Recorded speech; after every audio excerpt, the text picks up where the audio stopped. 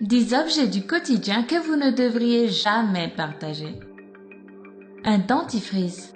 Quand vous êtes invité à passer la nuit chez une personne, pyjama et brosse à dents sont de rigueur, mais pas votre dentifrice puisque vous utiliserez n'importe lequel. En apparence, partager son dentifrice est totalement inoffensif, mais détrompez-vous. Le tube du dentifrice se posant sur votre brosse à dents lors de l'utilisation, celui-ci rentre en contact avec les bactéries buccales présentes dessus qui peuvent être la cause de rhume, de grippe ou d'autres infections. Voilà, vous savez tout et j'espère bien que la prochaine fois vous penserez aussi à emporter votre propre tube de dentifrice.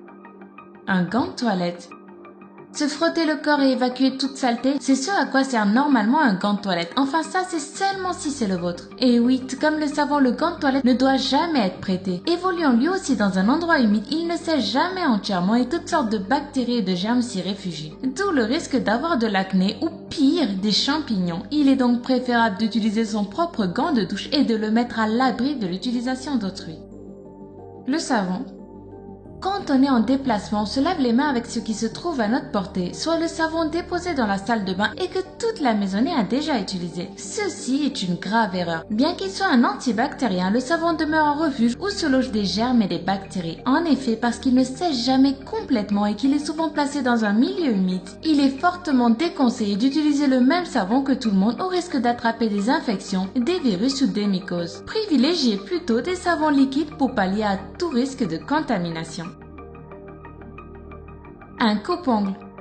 Prêter son coupe-ongle, c'est comme prêter son rasoir. Et oui, le coupe-ongle est aussi un objet coupant. Le risque de se couper la peau et de saigner est aussi présent, d'où la nécessité d'éviter de prêter cet objet ou au moins de bien le désinfecter avant pour éviter toute contamination. Les ongles des mains et des pieds étant les plus exposés aux microbes, il est aussi conseillé de nettoyer son coupe-ongle et de bien se laver les mains après utilisation.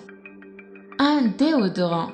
Vous êtes en déplacement et patatras. Voilà donc que vos aisselles commencent à dégager une odeur de transpiration infecte. Vous mettez donc du déodorant pour y remédier, en empruntant même celui de votre ami si nécessaire. Mais vous oubliez qu'alors, le déodorant habille ou astique est directement en contact avec la peau pour absorber toutes les mauvaises odeurs et les bactéries présentes dans vos aisselles. Ceci est encore une fois une erreur. Partager un déodorant habille ou astique est malheureusement le meilleur moyen de transmettre odeurs et bactéries d'une personne à l'autre.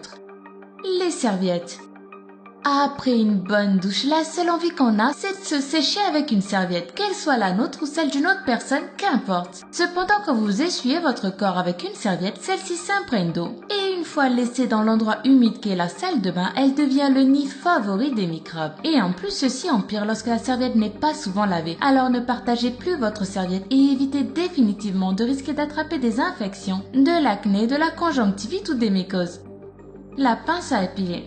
Un sourcil poilu, un duvet apparent, le premier réflexe est de chercher sa pince à épiler ou de prendre celle d'une autre personne pour retirer en urgence ses poils disgracieux. Mais la pince à épiler servant à aller chercher le poil depuis sa racine, tout geste brusque peut facilement entraîner une entaille et faire couler du sang. Oui, vous ne vous en doutiez peut-être pas, mais la pince à épiler aussi doit être bien désinfectée et nettoyée avant et après chaque utilisation. Et plus important encore, elle doit être gardée pour soi. Un gloss. De nos jours, s'échanger du maquillage ou des produits de beauté entre filles est presque devenu anodin. Toutefois, si vous partagez votre gloss ou tout autre produit pour les lèvres comme les baumes ou les rouges à lèvres, vous courez le risque d'attraper de l'herpès ou tout autre virus qui se transmettent très facilement grâce à ce type de produit. L'usage d'un gloss ou autre rouge à lèvres devrait donc être exclusif. Le rasoir. Savez-vous que le rasoir est l'objet principal qui peut causer des transmissions de maladies par le sang, comme le sida ou les hépatites? Oui, je suis sûre que vous le saviez. D'ailleurs, presque tout le monde le sait. Mais quand on est pressé, il arrive qu'on fasse parfois fi des mises en garde les plus élémentaires et qu'on emprunte le rasoir de notre meilleur ami, par exemple. Ceci est une erreur. Le rasoir est un objet coupant qui peut vous faire saigner et qui, en rasant les poils, emporte avec lui des cellules mortes et des microbes souvent nocifs. Un rasoir peut vous exposer à des maladies si dangereuses qu'il est recommandé de ne jamais le partager et même de carrément le jeter après quelques utilisations. Les écouteurs.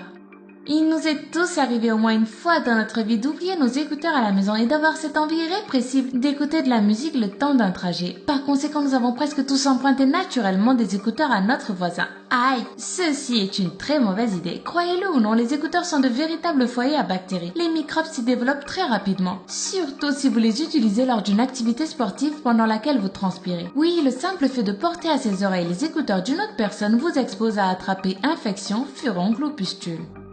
C'était 10 objets du quotidien que vous ne devriez jamais partager. Si vous avez eu le malheur de partager l'un des 10 objets cités dans la vidéo, débarrassez-vous-en tout de suite et courez en acheter d'autres pour éviter toute menace. Car comme l'adage le dit, mieux vaut prévenir que guérir. Sinon, comme ceux qui suivent les réseaux sociaux du lama fâché le savent, le jeu concours iPhone 7 Plus est désormais terminé. Le gagnant a été désigné le 16 octobre. Il habite à Waterloo en Belgique et le lama fâché est vraiment très heureux de lui envoyer son iPhone 7. Vous pouvez d'ailleurs retrouver l'enregistrement du moment où le lama fâché l'appelle pour lui annoncer qu'il a gagné sur Facebook et sur Twitter. Et vous pouvez aussi vous abonner si vous n'avez pas envie de rater la prochaine vidéo qui arrive très vite. Prenez soin de vous et à bientôt.